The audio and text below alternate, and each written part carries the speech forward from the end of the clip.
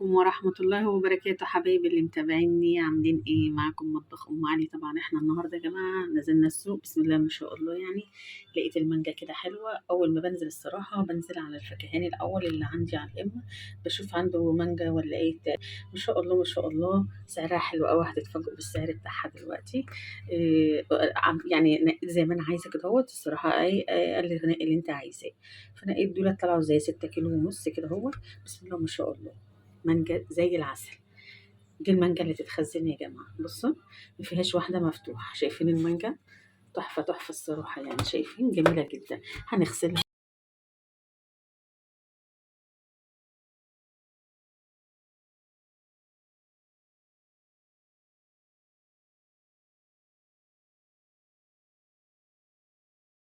حبايب قلبي، طبعا دي المانجا زي انا ما قلت لكم. طبعا طريقة التخزين زي ما تريحكم طبعا في التخزين.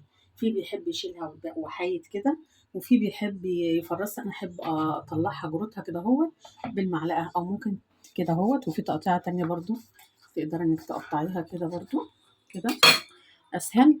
تيجي عامله ازاي بالمعلقه. على فكره دي جزء تاني للمانجا، انا مخزنه معاكم المانجا قبل كده اهوت. شايفين اسهل معاكي. لو 10 كيلو هتعملهم في سنه. شايفين ما شاء الله على طول كده اهو. بتقوم ايه تفضى معاكي بسرعه. خلاص. وتبقى تعيدي وتزيدي كده اهوت، وتجيبي التانية دي كده اهو.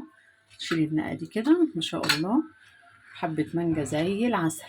قولوا لي بقى انتوا بتخزنوا المانجا ازاي، وايه رايكم في المانجا بتاعتنا النهارده؟ كل سنه وانتم طيبين. عظمه دي يا ام علي، يا سلام يا سلام يا سلام يا ست ام علي، احلى مانجا النهارده.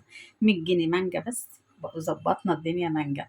عملنا خزنا 6 اكياس، وعملنا سلطه فواكه، حبه عنب كده مفرطين، وعملنا عصير مانجا تقيل خام جدا، جميل جميل يعني يستاهل بقكم الجميل. وازازه نيره ريتلي والله العظيم كبيره جدا، وتقيل كده ومركز وحلو. قولوا لي ايه رأيكم بقى، المانجا عندكم اسعارها حلوة زي عندنا؟ يلا، كل سنة وانتم طيبين. ما تنسوش اللايك والاشتراك في القناة عشان يوصلكم مني كل جديد.